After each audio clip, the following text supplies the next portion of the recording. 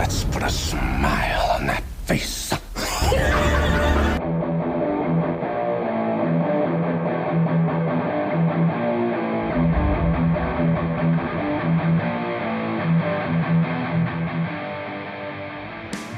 Hey everyone, welcome to episode 46 of Formidable Opponents, a show that pits three people who have known each other virtually their entire lives in a series of conversations as we argue what is best in a variety of fun, engaging, and critical pop culture topics we all debate about. I'm Randall, and with me, as always, Bob and Joseph. In today's topic, we're switching it up a bit. Best Batman.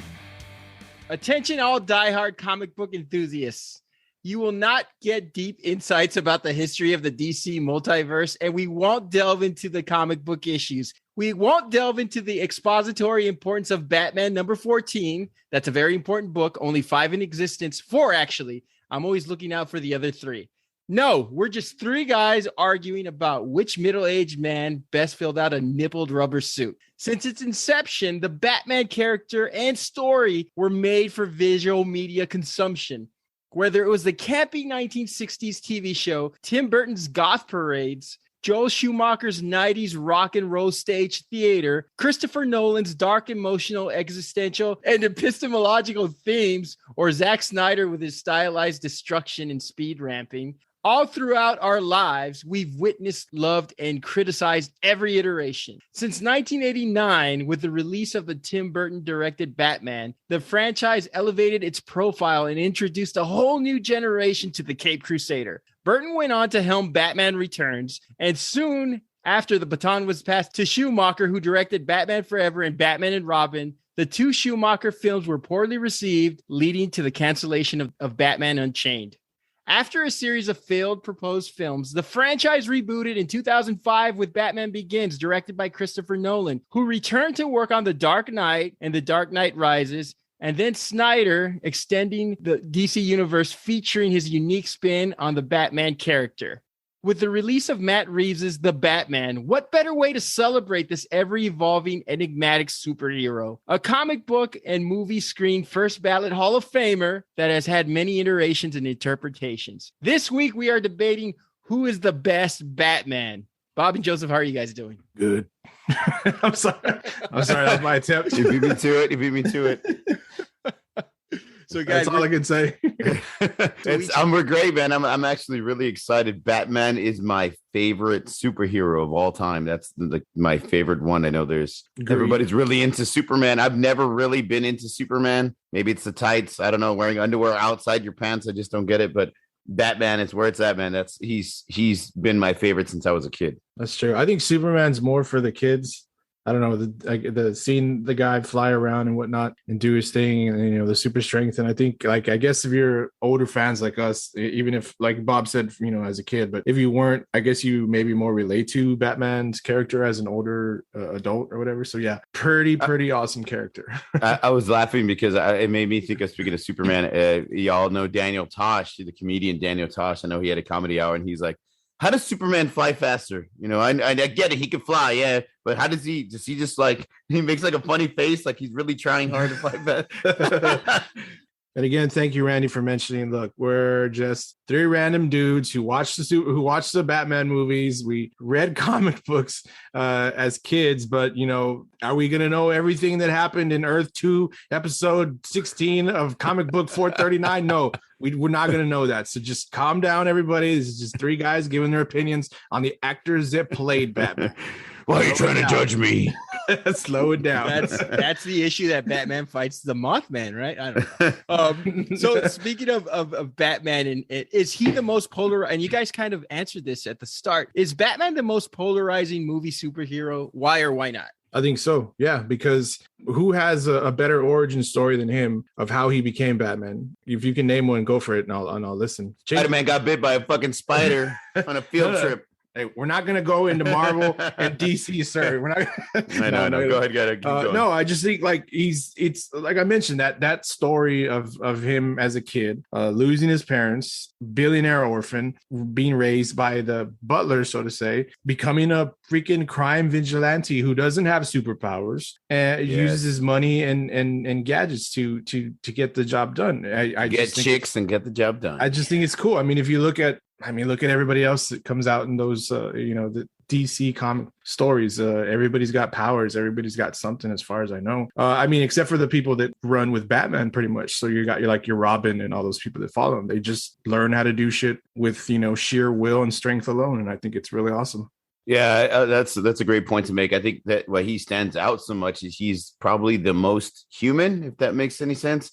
He doesn't have these special powers, or, he wasn't, bitten by a spider. He doesn't, he's not an alien like Superman. He doesn't have these extra powers. Like everything that he does is based on his detective skills, his knowledge, and him having the money to get a badass Batmobile or this type of technology or these, this badass belt that has all these badass utilities to it. He's just an everyday dude. Of course, he has all the gadgets, but he's like 007 wearing a mask, you know what I mean? Which makes him pretty cool. He's everything everybody wants to aspire to be: a billionaire playboy who fights crime and is trying to avenge his parents' death through goodwill and sheer power. And he doesn't have those. He doesn't have the powers that all these other comic books, all these comic book characters have. And I think that's why people want to be him. You can't be Superman. You can't be Aquaman breathing through your gills.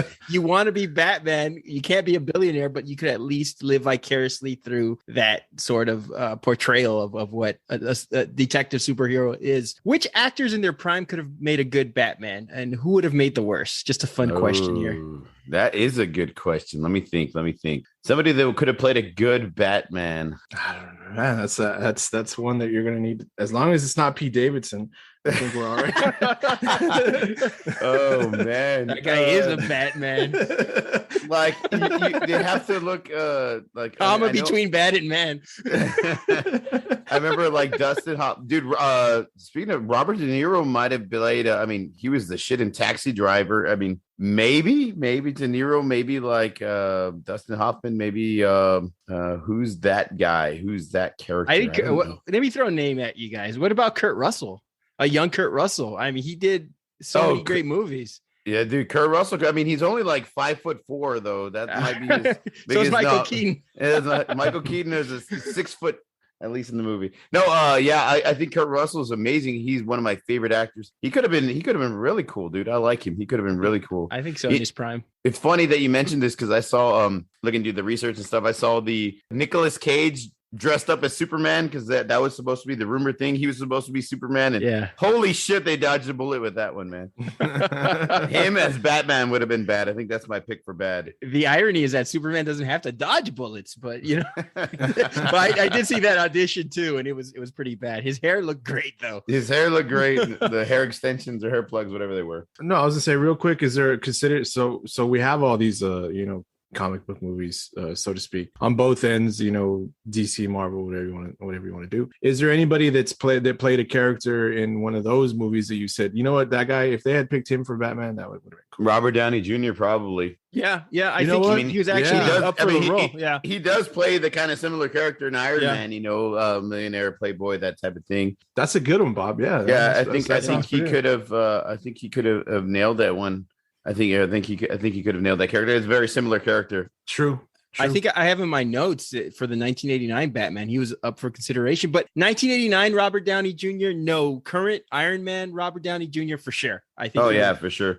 I think the original guy, one of the original ones they wanted to go with, because it was going to be a different director, was Mel Gibson. I think he was front line to be the original Batman in 1989. And I don't know, he may have done a badass job, and he was kicking ass in Lethal Weapon at that point in time. So I think he could have done a great job as well. I think with him, they're trying to gear it towards kids, and I think he would have called the Joker a cocksucker or something. You want to jump off this building? We'll fucking jump off this building. What about Bruce?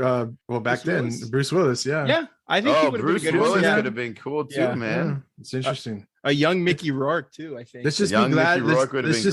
Let's just be glad Van Damme or or Stallone didn't end up or Schwarzenegger.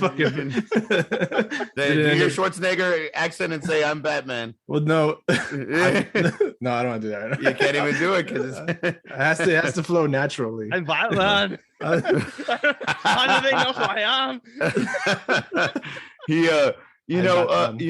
Having said that, Stallone, Sylvester Stallone in Cobra, his badass character, that Stallone in that year could have been a good Batman. Absolutely. Absolutely. Have you seen Cobra? Cobra's fucking Cobra, awesome, dude. So Cobra, that character in Cobra, I think if he played this very similar character as Batman, he could have done a great job, chewing on a toothpick. Was it a toothpick or a match that he had in his mouth all day? I think it was a toothpick. No. Oh, it was a match. Yeah, okay. It was a match. And he would cut his pizza with scissors. And he cut his pizza with scissors. That's why he had a fucking size 20 waist. Sylvester Stallone, and I got this on my notes. He has cited that the Batman 1989 film is what led to the decline of the muscle-bound action stars and a change on how action films were made. In an interview, he said, "It was the beginning of a new era. The visuals took over. The special effects became more important than the single person. I wish I had thought of Velcro muscles myself. I didn't have to go to the gym all those years, all those hours, pumping iron, as we called it." So Stallone was very aware of it. And he knew that, hey, we don't have to be these steroid-bound, muscle guys to should have told him that in Rocky IV. Every superhero needs an arch nemesis. Who are your favorite Batman villains? It's funny you mentioned this because real quick, we talked about this last night. Bob and I discussed how Batman has probably the hardest time. How do you want to put this, Bob? How do you want to put this? The best or the coolest or the most dangerous villains? Yeah, he's got a fucking laundry list of villains, man. He has the coolest set of bad guys or antagonists against him. So in answering your question, obviously, if you say Solomon Grundy, I swear to God, Joseph. it would be the Joker. The big three would be Joker, Two-Face, and Penguin, and the Riddler. No, not even. Actually, you know what? I'm sorry, no, so it's not even the big three, dude. I mean, exactly like you said that, Bob. The Riddler, Two-Face, Penguin, Scarecrow. They're Bane. They're all there. He's got Poison Ivy, Catwoman, Michelle Pfeiffer. Even Harley Quinn, as crazy as she is in the comic, because of her insane love for the Joker. I'm not going to go too deep because I'm not a big comic book nerd. But yeah, I mean, he's got like Deathstroke and Deadshot, and like there's just like I didn't even know those guys. You are the comic book nerd of this podcast. I don't know. Suicide Squad. Come on, Rando. No, but I know them too. I mean, but I mean, yeah, he's got a plethora. Did we rank him? I'm sorry. Were we just? We could just talk about him. I mean, who's your all-time favorite? It's the Joker, obviously. It's the Joker. It's the Joker because he's like the most interesting and sadistic and crazy, and you don't know what he really wants, and he doesn't mystery, man. Yeah, he's a mystery. His backstory is a mystery. You don't really know if he wants to actually kill the Batman or just keep like fucking with him the entire time. Yeah, pissing him off and like doing crazy shit. So he's got like the most interesting because he wants back Batman and forth with to the Batman. Kill him. No, he doesn't want to kill Batman. He wants to be killed by Batman. He wants Batman to lose it. I know that we talked about not ranking the Jokers because that could be a podcast for a future episode. But you got to say everybody who's played him has nailed it except for Jared Leto. If your teenage daughter has a crush on the Joker, something's wrong. So I don't think that his was bad. But no, I think that it was bad. It was bad. His was just a completely different take and like a new age type of take with the gold teeth and the fucking like the new age gangster. I think we needed to see more of him. Club. Yeah, I think. We needed. Yeah, we needed to see. Yeah, we more only got of a him. piece of him. Yeah. I mean, he's a talented actor. And those pieces that you saw in the film you didn't like, I thought, you know what, there's something there. There's, it can go somewhere. And if you haven't seen the Snyder cut of the Justice League and seen that little ending epilogue spot where he reprises the role of the Joker and plays it a little bit differently, but still just, I thought, you know what, if we had gotten that Joker, everybody would have just kept their mouth shut because that Joker in that little scene, it was awesome. I thought he was cool. It was a little bit different. Ultimately, the same guy. I think he was up the creek without a paddle because, he was following up. But then again, yeah, exactly. Heath Ledger. And then, great point. And then he did this completely different one because you can't follow up a Heath Ledger style Joker with a Joker that's very similar.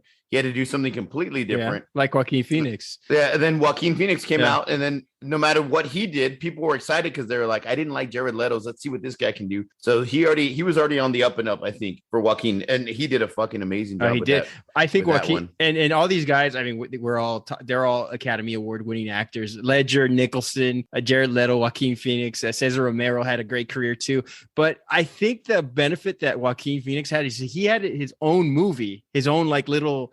Jared Leto had an ensemble. He didn't have the benefit of being showcased as a sole villain or as the villain origin story. So give him a pass, I guess. Yeah, I guess so. Exactly my point. That's why we didn't see all that he probably could have been. Yeah. The one guy that I know, then this will be brought up later, but William Dafoe has always been like rumored to be playing the Joker. I think he would do a killer job. He was actually interviewed, and they asked him, like, would you want to do the Joker? And he said, yes, but I'd like to do it in the same realm as Joaquin Phoenix's Joker, in the same city, same time. And we'd both be the Joker. And then the audience has to figure out like who's the real fucking guy, or Joaquin Phoenix is the real Joker, but this guy's pretending to be the Joker and he's crazier or if not just as crazy. So he had a pretty cool little interview. I'll have to find it and like post it up on our Instagram or something, but it was a cool little idea.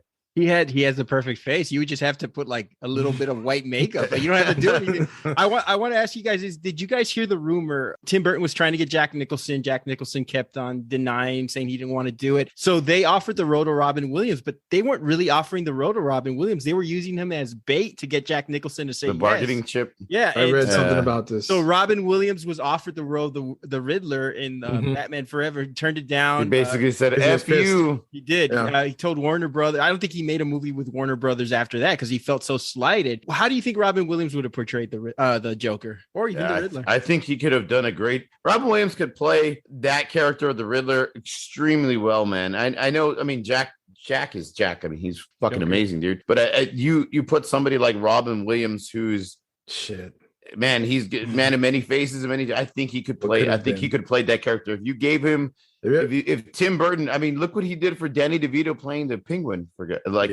Amazing performance. So I can only imagine what Robin Williams would have done with that character. Have you ever seen some of those like serious movies, like 1 Hour Photo was one? Did you ever see that movie? Yeah. Oh my God, Robin Williams like playing this like psycho, like it's definitely it's not the the Robin Williams that we knew and love, and that just. I mean, that speaks volumes to him, that of his talent. He was so fucking cool, and actually, that would have been really interesting. Now that you mentioned it, not to say, I thought Jim Carrey as the Riddler was pretty cool. I have my thoughts. I think so. They changed if it was like completely because they didn't want it so dark. I think they felt like Batman and Batman Returns was so dark. It was like dark comic, and then they wanted to kind of. They wanted it up a bit. They wanted to sell toys. They wanted to sell toys. I agree with that. Yeah. That's why that one was so upbeat, and then the next ones with Clooney were so fucking cheesy and kid friendly and crappy. Cartoons, we'll get into that. We'll get into that. Final questions before we get to our honorable mentions. Your thoughts on Robert Pattinson taking the helm? Good choice, bad choice? I know we haven't watched it yet, but what are y'all's thoughts? I'm excited about it because I love it when everybody's like, why the fuck would you choose that guy? That's a terrible, terrible pick. You should never. I love it when people are so against it. Usually you get something great. I know they did the same thing for Heath Ledger when he was picked as the Joker until they saw it and they're like, holy crap. I know, like, even Michael Keaton got a lot of shit. I think they were writing in. They protested and sent letters to Warner Brothers nonstop about why would you choose Mr. Mom and why would you choose this guy as your Batman? But look how great he did. So I'm really interested because he's done a lot of movies and he's a very good actor. So I'm really, really interested to see what he does with this character, where he takes it. I don't ever, most of the time, at least as far as I can remember, I don't ever look at any of these castings and think to myself, I fucking hate them. I always like to give everybody a chance in anything of these movies. But I believe, and tell me if I'm wrong, when I read that he was cast as the Batman, he had said that he wasn't a fan of the comic books, or he wasn't a fan of Batman at all, and so that kind of rubbed me the wrong way immediately. I was like, well, why are you fucking getting this? Well, but then again, he's English, so he was probably probably reading watching 007. Huge fan of 007. Now Now, I'm not saying that the dude can't act, and I'm looking forward to seeing it. I want to see it. I've heard some good things. I've left it at that, but that was my first immediate reaction upon hearing that it was going to be him. But again, I'm going to go into this like I do with all of them. Hey, I want to see, just from the trailers that we saw when this came out, and seeing Colin Farrell as that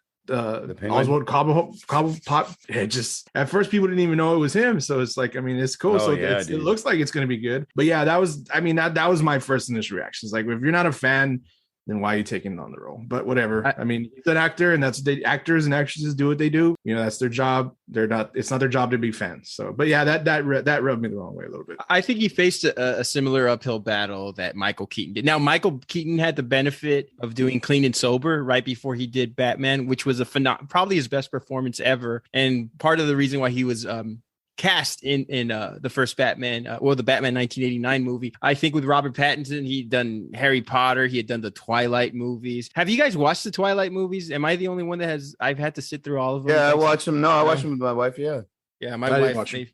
Yeah, I think it was like a phenomenon, dude. When it came out, the books and everybody, the movies and everything. But I remember he was just a kid. He was really young when he did those movies. He's done a lot of movies since then.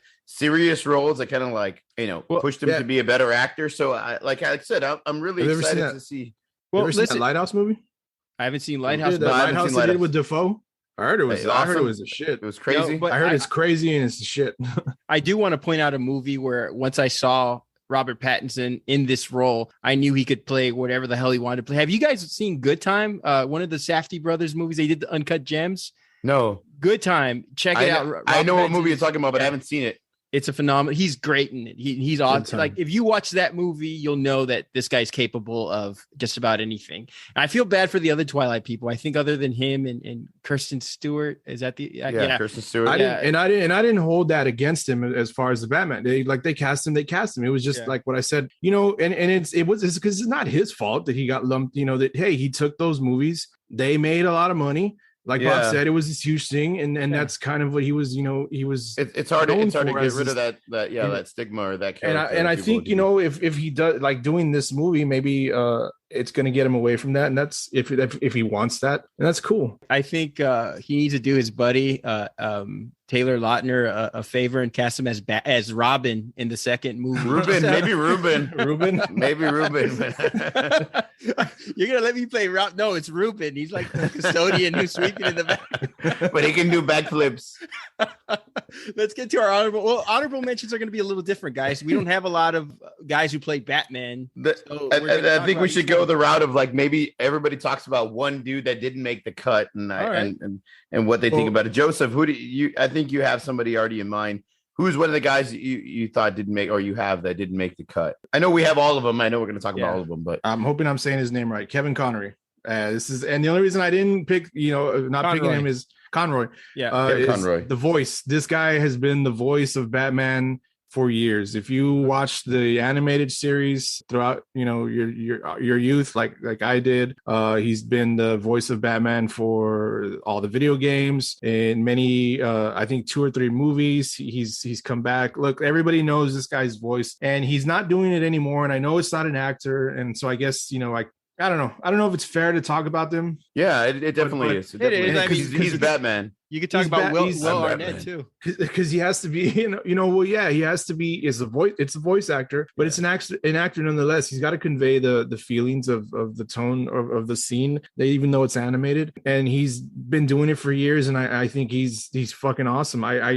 We see these new, because I'm into the animated movies. I admit that. I've seen most of them. I think some of the animated movies now, the ones that they make, the Batman animated movies, they are better than some of the movies, and I'm not the only one that sees that. I think it's because it's animated, they get to do more, and I guess tell the darker stories of Batman. But yeah, I definitely did want to give a shout out to this guy as honorable mention, or because there's only so many people that played the characters, so we gotta, we can't all.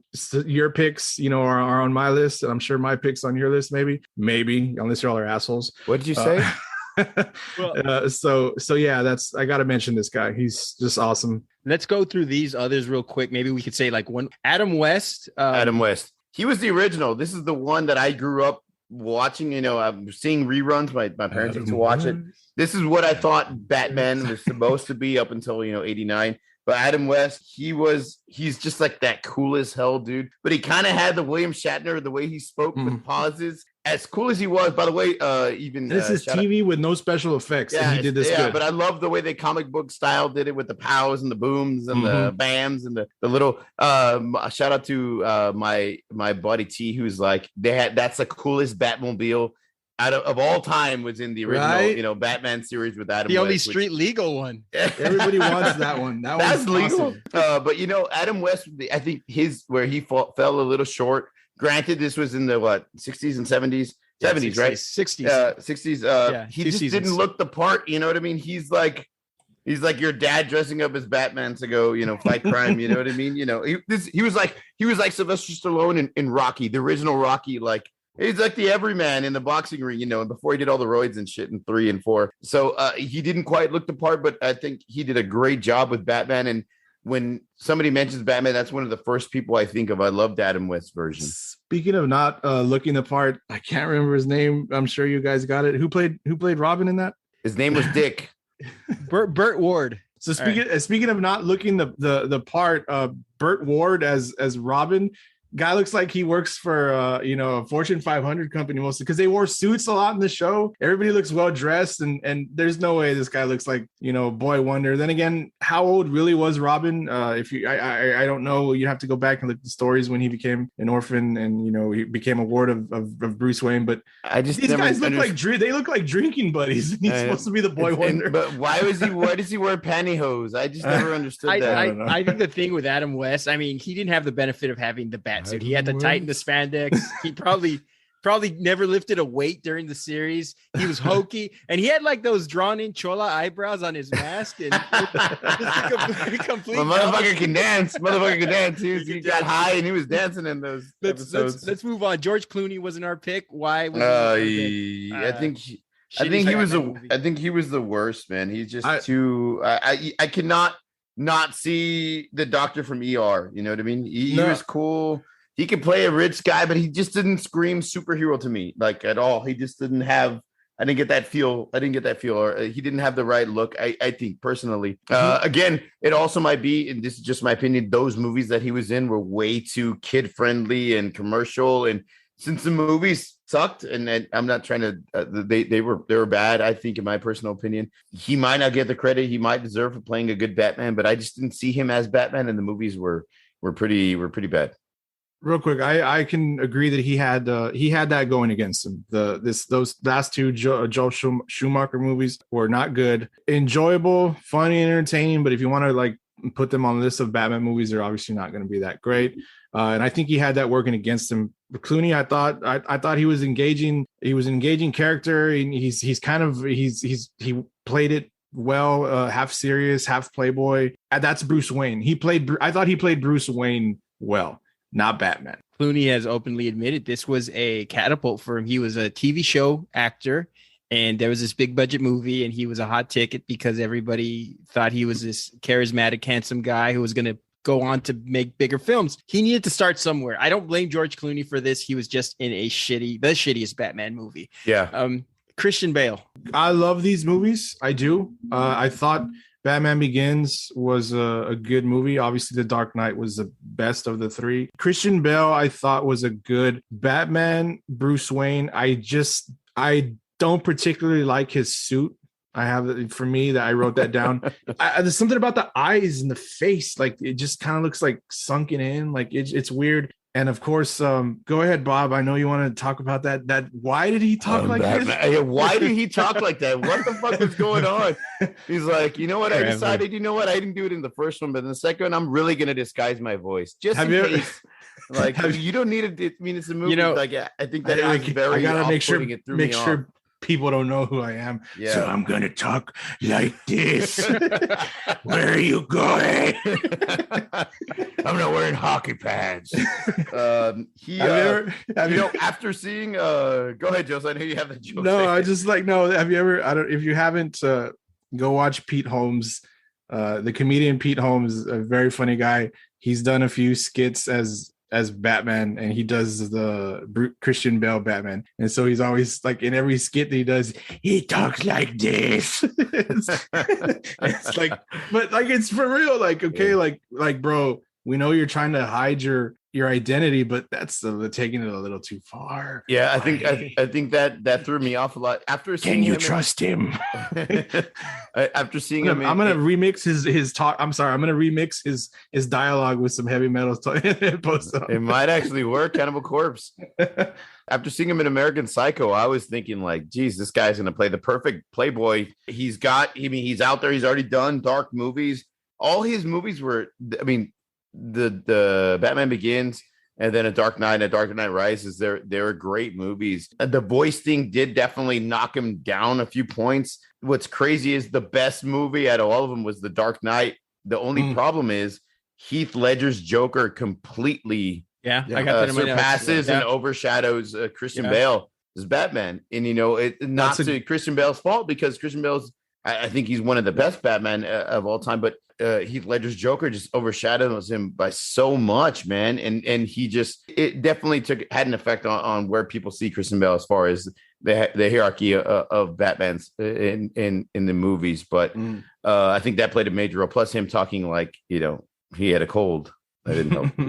Everybody went to watch that movie for Heath Ledger because they knew it was his last big movie. He had one more movie after that, but everybody knew that this was the movie that was going to put him over the top. He was a very talented actor. I don't think he had a lot of chemistry, Christian Bale, with Maggie Gyllenhaal. I just didn't see that there. The gravelly voice I have there. And he was like Kevin Durant joining the Warriors in 2016. Talent all around him. No way he could fuck it up. So he didn't do anything detrimental, but I don't think he did anything spectacular. And that's why I don't think he was one of the best Batman. I mean, definitely top 5, whatever, but I don't think he did anything that, what's weird is he comes out on a lot of lists as like number 1 or number 2. And the movies are the best. And I don't blame you, because the movies are the best. And I think that's what maybe pushes him a little bit higher too, because the movies were fantastic and he was a very good actor and he looked the part, played the part very well, as the complete opposite of Clooney, where didn't exactly look the part and then the movies were shit. Can I throw in a quick question before we get to our selections?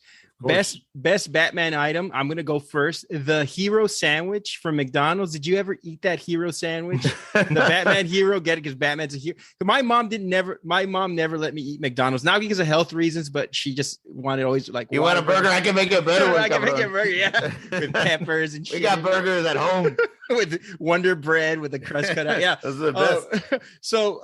I used to eat the McDLT growing up. That's the only, when I would go to a friend's house, I would go and eat McDonald's, and with the styrofoam, keep the hot side hot, the cool side cool. But when I think it was the Val Kilmer Batman Forever, when that came out, they had the hero sandwich. And I thought that was like the best burger on the McDonald's menu. And they only had it for a limited time, never brought it back. What about you guys? Any items stick out to you that were like great Batman items? I remember getting the glasses at McDonald's. They had like the badass cups where you could, the Batman Forever cups. I remember buying tickets like at 8 a.m. or something like that to see the movie the day it came out, because it came out during the summer and we were still in school, obviously. And my dad taking us to go see that movie in the summer and getting the tickets early to go watch it, Batman Forever. I really can't think of anything other than like toys. Bubble bath, cereal, anything. No, but I remember the Batman cereal. I remember that cereal. I remember that. It was like Lucky Charms, right? It had the bats and then the marshmallows. Yeah. We can give a shout out to Little Caesars for making the current. Have you seen that Batman pizza? We bought one for the kids the other week. Yeah. Little Caesars. Yeah, Little Caesars. haven't had it, but hey, I was like, that's kind of cool. I guess sure. Great promotion. The only one that can put scissors in pizza is Stallone as Cobra. Other than that, no Little Scissors. Sucker. Anyway, let's get to our selections. Bob, who do you have as the best Batman and why? Oh man, I didn't take me long. I had to go with Michael Keaton in Tim Burton's 1989 Batman and Batman Returns. He's the coolest and baddest Batman of all time. He's the first guy I think of when I think of Batman. When I talk about the Batman movies, automatically it's Michael Keaton. It's Batman as Batman Returns. Those two movies were extremely iconic, and I love that dark comic style that Tim Burton used. And I think Michael Keaton played it perfectly. He was that really quiet and like unassuming type of millionaire. He looked the part. He played the part extremely well. He even had little bursts of like where he showed that he's a little crazy, kind of Beetlejuice-esque.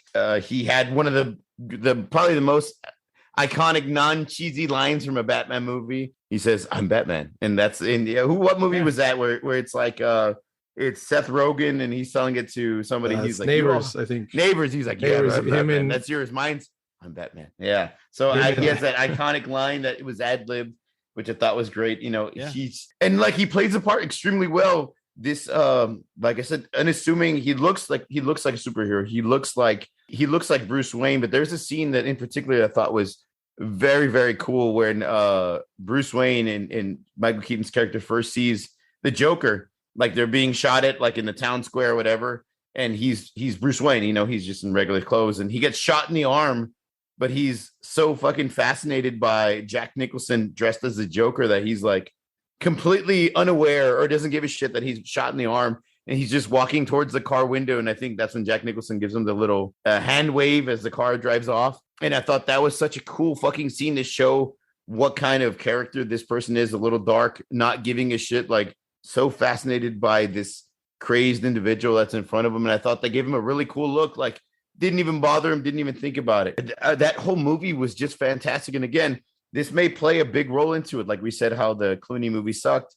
So, it brought him down. The Christian Bale movies were so great. So it kind of picked him up a notch. I think Michael Keaton was a part of two really great movies, especially the first one, playing a part of Jack Nicholson. And what's nuts is Jack Nicholson is such a huge personality and such a fantastic and great actor, one of my favorites of all time. And he was so over the top, but Michael Keaton's Batman stood up with him, was there with him, and all the critics, released their reviews of the movie. Like, it's Michael Keaton. No, they didn't even want him in it at the beginning, but after seeing his performance, they're like, this guy is Batman, and this take on Batman is so fucking refreshing and great. And he was there to hang with Jack Nicholson's craziness, which I thought was really great because, Christian Bale, we talked about earlier that him and Ledger, Ledger kind of stole the show and Bale was trying to climb up and try to kind of match it, but he never really did. And I felt like with Keaton's character, he was just so perfect and he nailed the role. And I don't think anybody else could have played it any better at that point in time.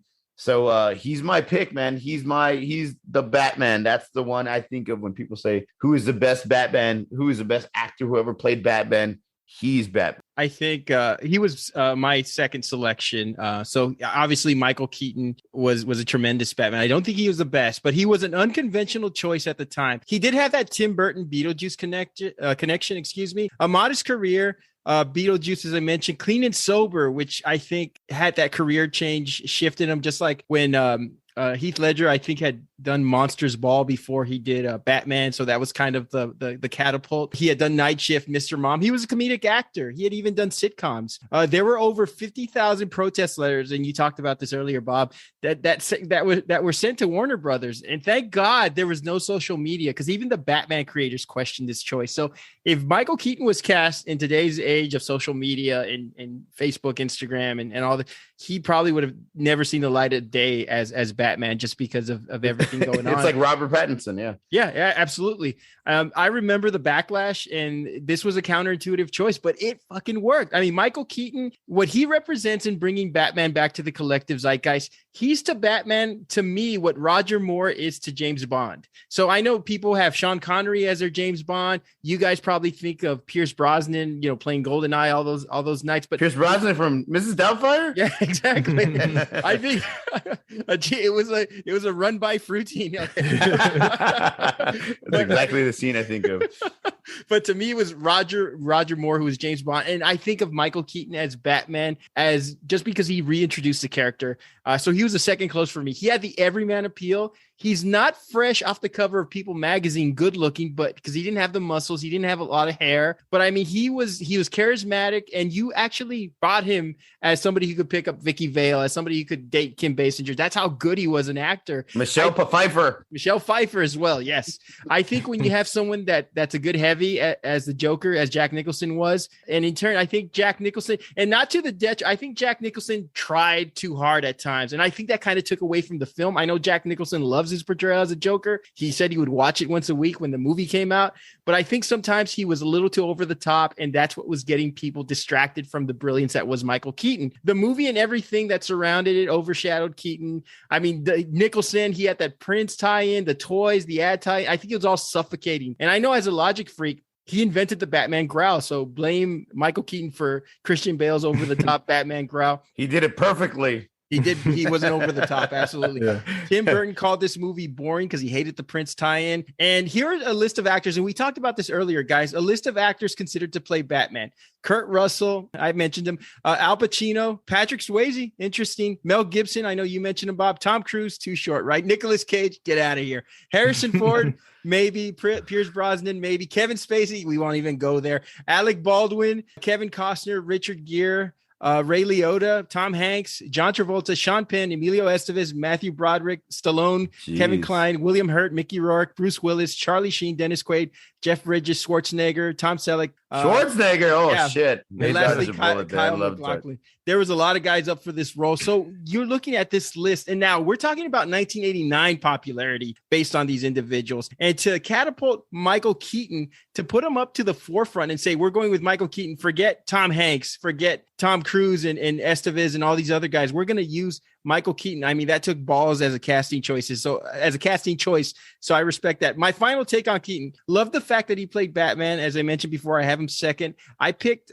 somebody else based on the fact that they played the role smoother. And I'll get to my choice in a little bit. And I like the fact that the person I picked didn't try to emulate Keaton, took a totally different role. And I think it's a testament to Keaton's portrayal that we're still talking about him 3 decades later. And we should be thanking him because he wasn't overtly this handsome cover model, but he believably pulled Vicky Vale with his charm and wit, as I mentioned, and he gave us all hope, except for the whole billionaire thing. But other than that, I mean, I think he was great. I have him second, but I'll talk to you later on as to why I have somebody else. But Joseph, your turn. Like you, I'll keep this short. Like you, he's also up there on my list too, and I more than likely had him second as well. At the time, maybe we wouldn't have agreed so, but now at this point, you know, because we watched those movies and because so much time has passed, it's surprising to hear that there was so like that list of actors that were potentially up for this role, and you know the backlash of picking Keaton because he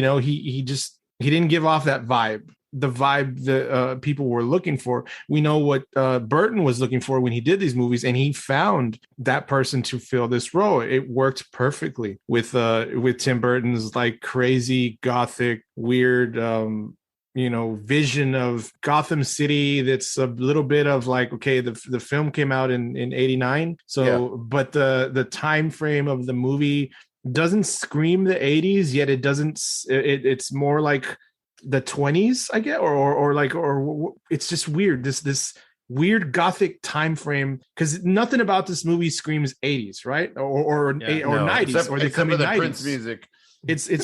So it's this really like gothic world, and Keaton delivered on that. And maybe Beetlejuice was before this, right? Or was it after? It was before. So maybe it was the fact that he worked with Burton for Beetlejuice and saw, hey, we love Keaton's Beetlejuice. I mean, I would love it. I mean, look at me, it's on my arm. So maybe that played into it, but it worked great. This is an awesome pick. I really dig it. I keeping suits in mind when I pick Batman's. Keaton's Batman suit was good. I thought it was awesome. Real slick, real to the point, nothing fancy. He looked like a menacing villain, although he wasn't the villain. He was a superhero. He was supposed to strike fear into, to the heart of the crackheads stealing the purses. Yeah, exactly. We can blame Keaton for Christian Bale's ugly voice, but this was perfect. I'm Batman. That's all you needed. That's all. Yeah, that was perfect. Nice and subtle. Who are you? And he mixed in well. I mean, yeah, you're right. He didn't look like a lot of the scenes where he's like chilling in the Batcave. He looks like, I think he's wearing a lot like turtlenecks. Yeah. He plays it really well. The it blends. Dude. Not the most overly, physically fit person, but depending on what Batman you want to see, that doesn't necessarily need to matter. Great pick, Bob. Again, like Randy mentioned, probably he's up there with me. Probably, obviously, I didn't pick him, so he's my second pick too. But let's go on to your pick, Randy. What do you got? All right, so I selected Val Kilmer as my best Batman, and I know when I texted you guys this, you guys thought I was joking. I'm not. I'm going to tell you why. I want to read to you Val Kilmer's 1991 and 1995 filmography. The Doors, Thunderheart, very underrated, True Romance, Tombstone, Batman Forever, and Heat. What a run. I won't go past that because then we get into The Saint and the Island of Dr. I like The Saint. What's wrong with you?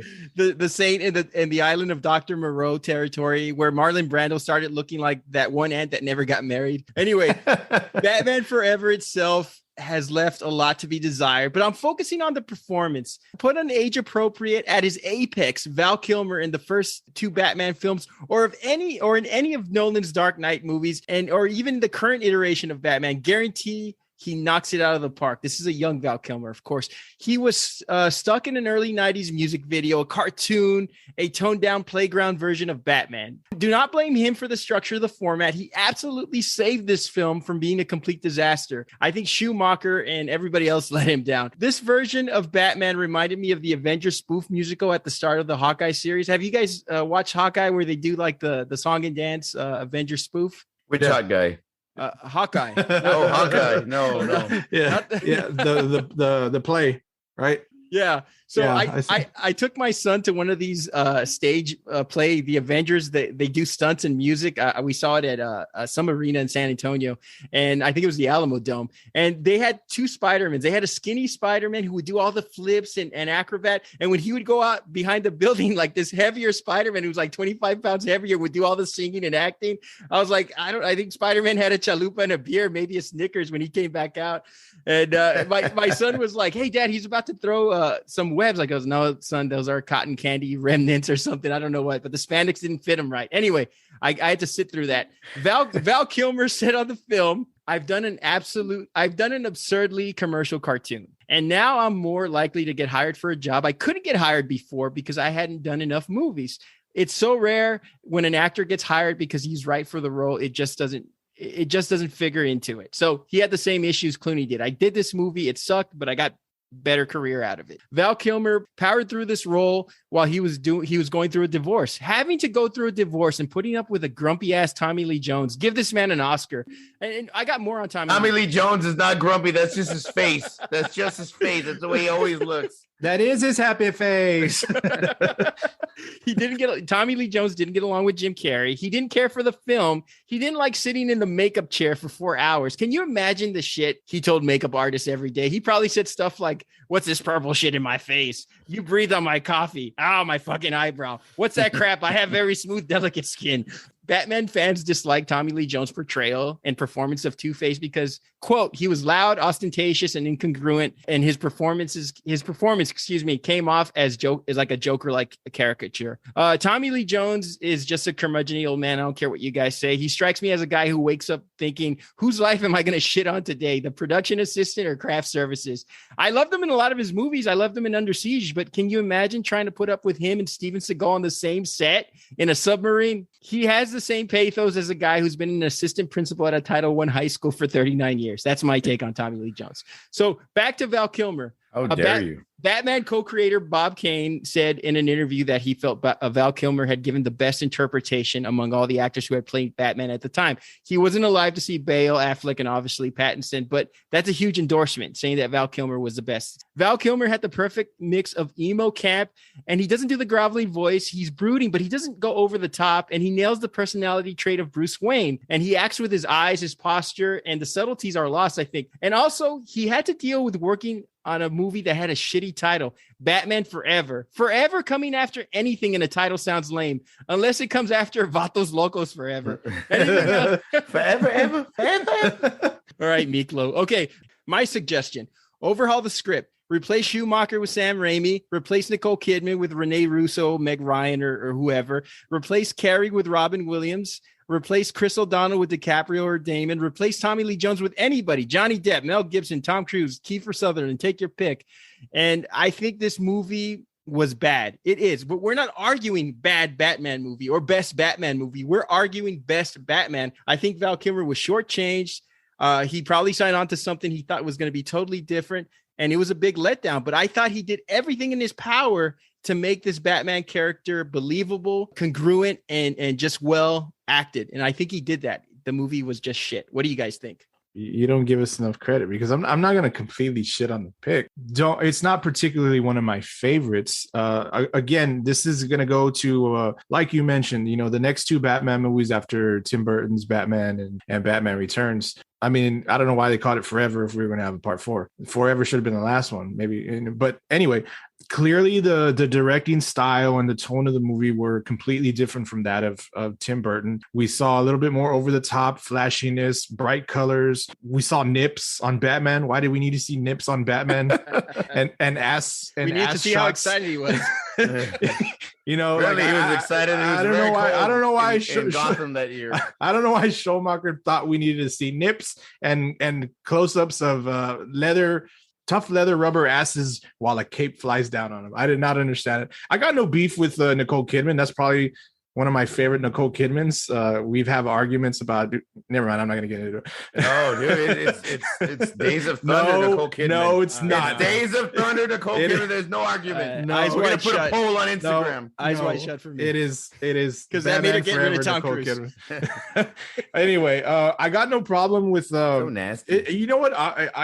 I never really thought about Nicole Kidman. No, Tommy Lee Jones's portrayal of Two-Face until you kind of delved into it right now. I don't hate the movie. It's not the best. Obviously, it's not better than 1 or 2 or any of the newer ones. And I don't really hate Val Kilmer's performance. I thought he just, I don't know if the reasons you gave, him trying to do everything he can to save the movie. I don't think he did. I think he kind of phoned it in a little bit. Or that's the vibe that I got.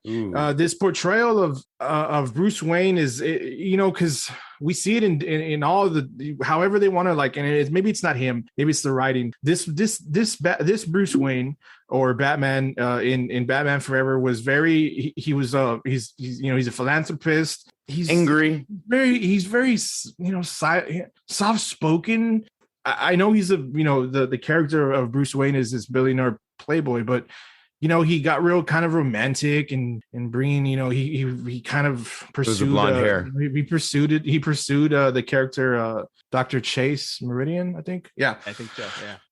And the glasses. I mean, it's. I know Keaton did that too a little bit. I think that he didn't do enough. He didn't show emotion to me, and I don't piggyback on that. I don't hate his character. I just don't think he's very like he has his interactions with Robin and he's just very, you can stay at the house and, everything is available to you. I mean, he's just really I don't hate it. Sensual, sexual. He's just very, he's a little robotic to me, I don't know. It's not the worst Batman for sure. It's definitely not one of my favorites. But like I said, the writing and the choice of production and directing is not necessarily on him. He did have this. I'll give you this. He had the Joel Schumacher vision going against him because these two movies were. Nothing wrong with the glasses. Bats are blind. But anyway, Bob, go ahead. Dad joke of the night, folks.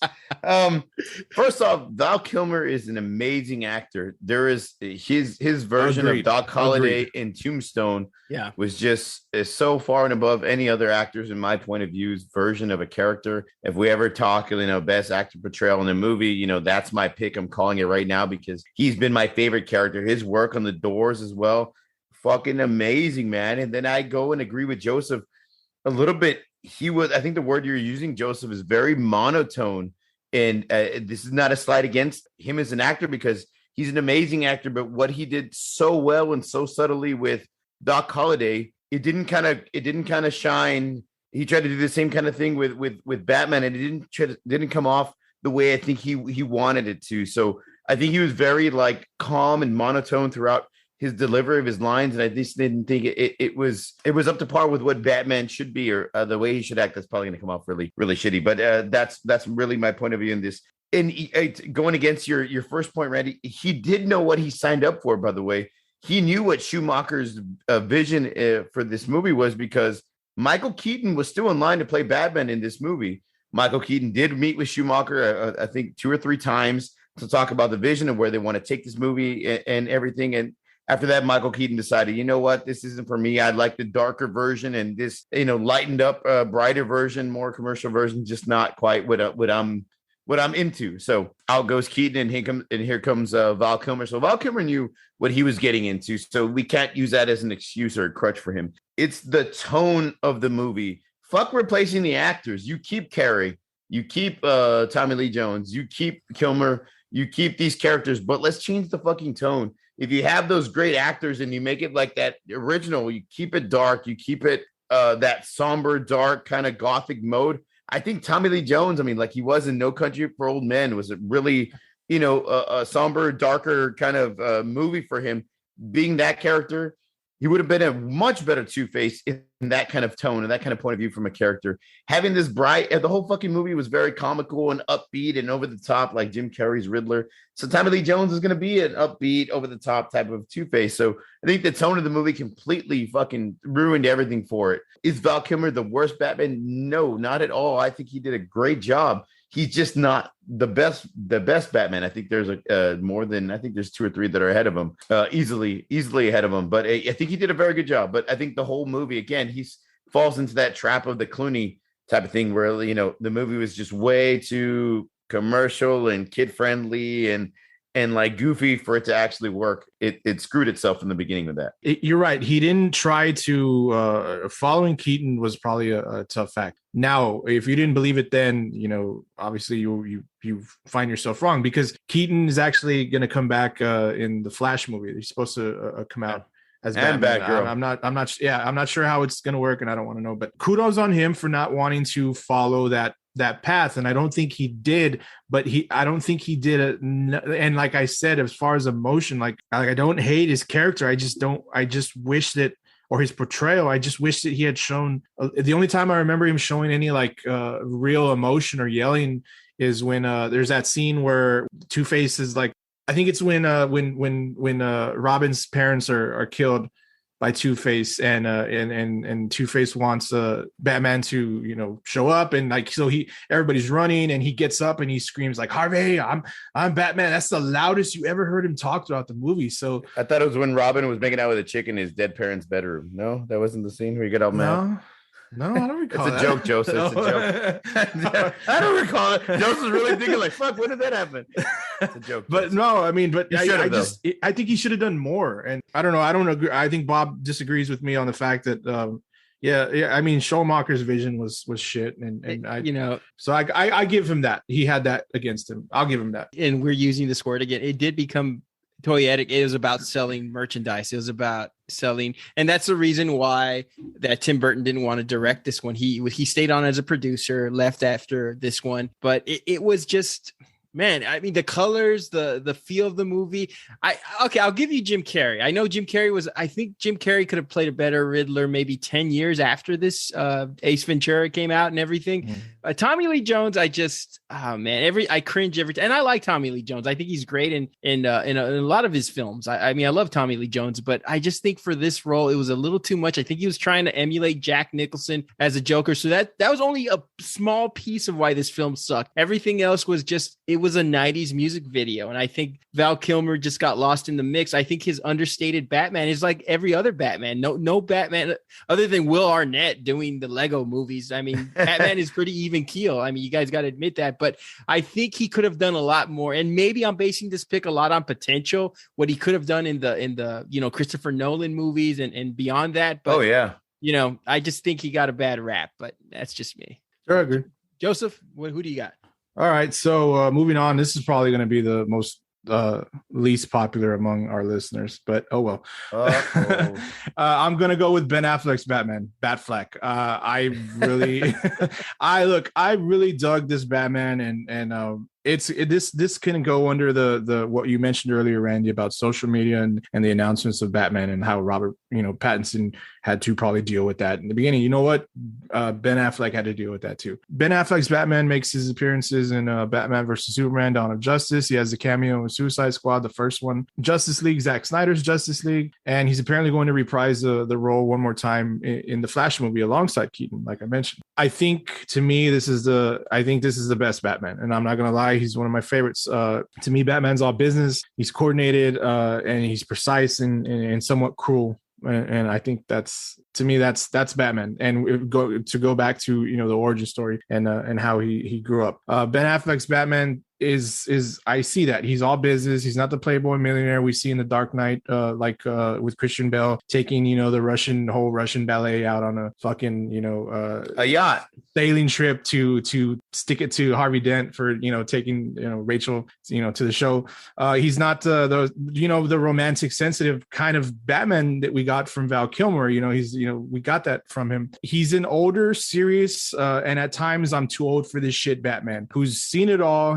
He's done it all and lost more than he cares to talk about. He's borderline at the end of his reign, and at this point he solves everything. Not so much with brute force. It's with his money and his gadgets, and he acts this way whether he has the suit on or not. It seems like he's done doing the double life, like at least in this movie or in these appearances by him. What you see him without the suit and with the suit on, it's the same character. He just doesn't give a shit, and I liked it. There's no smile from him really. Just business, like I mentioned, and I loved it. This is my Batman. The take no shit, get the job done, get out of my way or I will bury you in the ground. Even so that he took on Superman himself, seeing Superman as the danger that he can be. Suit wise, like I mentioned, I put this into my factor as well. Suit wise, I think it's one of the best aside from Keaton's suit. Probably these two are my favorites. We didn't need to see the nips on a Batman. So like I've mentioned, we've already talked about it. We didn't need to see it. There's no need for that. I know people will probably, rip the Justice League movie and they should. I liked it, but damn, when I saw Snyder Cut, if you haven't seen it, yeah, that's the movie that should have been released. And while I know Affleck's Batman doesn't actually have his own movie, and I guess that can work against him in this argument because your two picks and pretty much anybody that we've talked about either had their own movie or something, or Keaton has two of them. This is a character of the Batman. And by the way, the new Batman movie was supposed to be Affleck's movie from what I can remember. I'm not saying that it was going to be the exact same movie, but I do know that he was approached by the studio and they wanted him to write and star in his own movie. And I was actually really looking forward to that because I thought this is going to be cool. We're going to see that older Batman. If you're not familiar with the Dark Knight Returns 2-part story that I think was written by Frank Miller, it follows older Batman. He's retired, but he comes back out of retirement. And I thought, we might see a little bit of that. And I thought it's a great graphic novel. It was made into a 2-part animated film. If you haven't seen it, I think, like we mentioned, the animated films are pretty awesome. I really dig them. I was kind of hoping that we were going to get that from this Batman movie that Affleck did, because I think the dude can write, and I think he did a good job. When it comes down to it, I think he brought a bit of himself to the role, which I liked. He's been crapped on for his personal life, his personal decisions. Fuck that. His Bruce Wayne was badass. Fuck you and shut the fuck up. Now he doesn't say those words, but you can tell that like that's how he feels, and that's how this Batman feels, and I dug that. He didn't curse, so because he's a nice guy, but you see that. I like them apples. But he's the Batman I prefer, the style I prefer, and that's just me, and I know that might come off as biased, but I like the darker, broodier Batman, and to me that this worked for his portrayal in these films, and I'm looking forward to seeing him actually in that Flash movie along with Keaton. I think that's going to be really great. I kind of think these two have it speaks volumes that they're going with these two and not like Clooney or maybe they didn't want to do it. Yeah. Because they're old men. They're old. They can relate to each other. Val Kilmer's got some health issues. So. I love Val Kilmer. But that's my pick. I really dig this, and I wish we had seen some more. I think this is cool. I thought it was badass. Yeah, I love his you nailed it perfectly. The lethal weapon. I'm too old for this shit. Yeah, type of attitude that he has in this movie. I think that's great. He does play that really great. He's a great old beaten down Batman. He's been doing it for years, and he plays that role pretty well, man. I can't argue against that as much. I think him not having his own personal individual movie really hurts him. But I think what really, really brings him down a notch is he doesn't fucking kill Superman. What the hell is his problem? He has him in his crosshairs He was getting ready to. Because Lois Lane yelled at mother or something like that. He fucking freezes and he bitches out, and that's why he's not the bad. Michael Keaton would have stabbed his ass, and then he would have taken Lois Lane out for a shrimp dinner, and they would have had a fantastic time because that's the kind of guy Michael Keaton is. No, I think that he was really cool, and I love that at that point in his the Batman's age or whatever, wherever he is in his life. It's like he doesn't give a shit anymore. If I die, I die, but I'm going all out and I'm going to fight Superman to the death, and that kind of thing. I think it was really, really cool. I think he does a great job. What I feel like it hurts him is that there's not enough of him on screen so we could be like, man, he was so good because he had a whole storyline. It was just him, and it was just there's so many other moving parts in the movie that he's in that you miss him. You know what I mean? Yeah, it's Batman versus Superman, but they don't fight until the very fucking end. You know what I mean? There's a lot of shit going on. You know what I mean? Gal Gadot and Wonder Woman and all this other shit. And of course, Lex Luthor. And there's a lot of things going on in the movie. So you don't necessarily get a lot from Ben Affleck, or you don't see him as much. And I think that really hurts where his character, or like where he lands on the greatest Batman of all time. I do agree that he does play a great old man, beaten down Batman, but that doesn't necessarily put him at the top. There's not enough of him on film, at least to me personally, where you could be like, man, he was so fucking good that he stole the show, because he doesn't steal the show, but he does a great fucking job of the movie.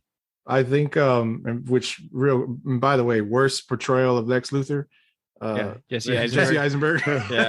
yeah. Anyway, Gene Hackman was the best. Gene Hackman in the original. Yeah, but one of the things I really liked about this his portrayal, and then the time frame and the frame of mind that he brought to this was like that awesome scene where he's beating the shit out of Superman, and then he's like, as he's like, I think he's dragging him to take him to the point where he's going to kill him. And he's like telling him, like, he's fucking taunting him. And I thought it's awesome. I was like, that's my bitch. Batman. Yeah. He's like, I bet you when you were younger, your parents probably told you were something special. And like, he's fucking like, he's bringing him down. And I love it. Like, that's my Batman, man. Like, ooh, anyway, that's I'm my sorry. Quarterback. That's my quarterback. go for it, Randy. Go for it. Well, I think that was amazing. No, I think that I just agree with you. That scene, amazing, dude. And I wish we got to see more of that throughout the movie. And if he had a standalone movie, we could see all that character brought to life throughout an entirety of a movie. I think we'd be on the same wavelength here. I know all three of us are fans of Mallrats, and Batman would never have prison sex. All right, but anyway, the Batman character is a star maker, and we talked about Clooney and Val Kilmer and Bale and even Keaton, who had been in show business for a while. This made him a star. It made no sense that Affleck took this. I mean, he was a big time star, a big time director. Argo, The Town, Gone Baby Gone, all tremendous movies. He had already put in his time. So it was interesting that he picked this. But then again, you could say, well, he's done everything. He hasn't portrayed. Well, I was going to say he hadn't portrayed a superhero, but he played Daredevil, right? And I think that made a lot of people apprehensive. But if this was a dream role for him, I mean, you compare Daredevil to Batman. I mean, there's no comparison. Batman, especially with the red highlights, he looked terrible. It's the holy grail, right? If you get to play Batman or one of these big time comic book superheroes, it's a difficult task to come off Chris Nolan's Batman. So I think Ben Affleck did that well. He didn't have a standalone movie, as both of you mentioned, so that might have been the detriment. But maybe blame this on the director. But Affleck, to me, he moves the storyline, but to me the movie was a little plotting. I think it was about the aesthetic with him. You know, he's a great actor. He's very intelligent. I think he was emotionally invested in this role. He played the part well. I think one of the best scenes is when he's showing all his bruises and everything. I thought like the acting there was tremendous. But I also think that the movie was slow, and I think that was bad guy Jesse Eisenberg, as we mentioned before, and I was kind of on the Jesse Eisenberg bandwagon. I was like, give this guy a chance. I don't think he was very good, but can I add to that really quickly? What I hated about this movie, and I loved the concept, it wasn't Batman versus Superman. It was Batman versus Superman. Then they found common ground. Then it was Jesse Eisenberg, and then it was some CGI fucking Doomsday, right? Yeah. And I said it the same thing with Suicide Squad. I hate it. I hate it when they bring a CGI monster or bad guy and you're facing. It just does not do it for me unless it's based in space. You know what I mean? It does not do it for me. And if it had just been Batman versus Superman, and that was the basis of it, and there wasn't any like added extra bullshit, I think it could have been a great fucking movie. And I get that they had to bring in Doomsday. They had to kill Superman off. And I get that. But that CGI bullshit, it just really threw me off. Times in the movie came across, and I'm talking about Batman versus Superman, as a billionaire who wanted to beat up some bad guys. Nothing wrong with that. Not his fault. But the story was not very intentional. I also think he had to deal with modern day media, social media scrutiny, like many of the other actors didn't. We talked about this, Joseph. I thought he did a great interpretation of playing the past his prime Batman. I have no problems with Affleck. He looks like Bruce Wayne. He's a tremendous actor, but something about all of those other actors that played Batman, Affleck sort of was placed in the back of my mental Rolodex. I don't think of Ben Affleck when I think of Batman. I don't remember him as well, even though he was better than Clooney and maybe even better than Bale. The over glowering and the force conveyance were just lost on me. I think he's a great Batman, but not the best, because I also think he did this Batman movie, Batman versus Superman, Justice League, as a sort of like, I'm going to do this as an interest piece. I'm not doing this as my main focus. I think Ben Affleck is more involved in more, I guess you could say Oscar worthy. It got him J-Lo back. He won. It got him J-Lo back. All right, yeah, there you go. It's over. He won. He's the best Batman in that regard, but he's not. I don't think any of these Batmen were bad except for George Clooney. I think everybody else was fantastic. So, guys, we have time for one question to wrap this up. Where do you guys see the franchise going? And you could talk a little bit about Batman past or whatever, but where do you see this franchise going? It's always going to be a moneymaker, and that might be the problem. I'm always going to be interested in checking out a Batman movie because, like we mentioned, we were big fans of this character since we were younger. I think, well, and this is just me, like, I don't want to bring numbers into it, but from what we hear, this new Batman movie's pretty good. As long as it's making money, we're going to see something, we're going to see something else. And if this one does good, if the people want to come back, well, then we'll see another one. And as long as they can kind of keep the core elements of this one, which again, is from what you're hearing is pretty good, then I think the future is good. There's always going to be the animated movies, which I think are awesome. Those are always going to be there. So, I don't ever see it going away. Yeah, I definitely don't see it growing away because it's one of those fan favorites like Spider-Man. And I love the fact that apparently this one's very dark and it's like, they got the idea, kind of made it similar to the movie Seven with Brad Pitt. Speaking of Brad, couldn't he have been Batman? I'm sorry. I think Brad could have. Yeah. He's just an excellent actor. That Bullet Train movie, I saw the trailer, looks fucking badass. I know, totally off topic, but sorry, man. But I think this darker version of the comics, if they can keep it dark and like realistic, and this is one thing I've always been really big on. When you make a comic book movie, if you can make it more realistic as you can to make it seem like it could actually happen. There's not a lot of CGI and space monsters. Granted, if you're going with something like Guardians of the Galaxy, of course, it's going to be space and explosions and, aliens and shit like that. Everybody fighting. And I love that. That's completely different. But I mean, like for a Batman movie, if they make it like more of the detective story, like its origin and very dark and have deaths and these bad guys are not just villains, they're more like serial killer or like sociopath or that kind of thing.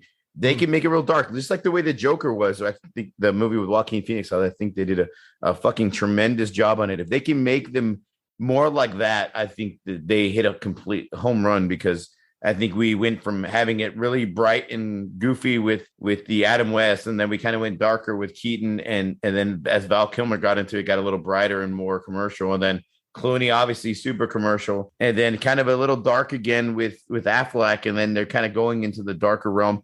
I think if they can keep it in that range, this franchise has a lot. I mean, there's a lot of movies they can come up with after this. I think they can do that, Bob. And I think actually people like you and me, mainly you, because you're mentioning of CGI, will be excited because who are Batman's villains? They're all like random people. They're not necessarily super, powered individuals or anything like themselves. To go back what you mentioned about, Batman versus Superman and fighting the CGI, Doomsday. Doomsday is more of, as we know, a Superman villain. Yeah. But, so they can do these Batman movies like today, the one that is out now, these darker ones, and have it and be more real, like you mentioned, because it's the character of the Joker. He's not a super human villain. He's a super villain. He's you know, Psychopath. people, psychopaths, people like you know, Two-Face and Penguin. And so Batman can do that. They can do that with these Batman movies and not make them and bring in the people like Bob, you know, that prefer not to have too much CGI, and the people that, you know, like the CGI, and bringing them all together. So this thing can go as long as they want it to go, as long as they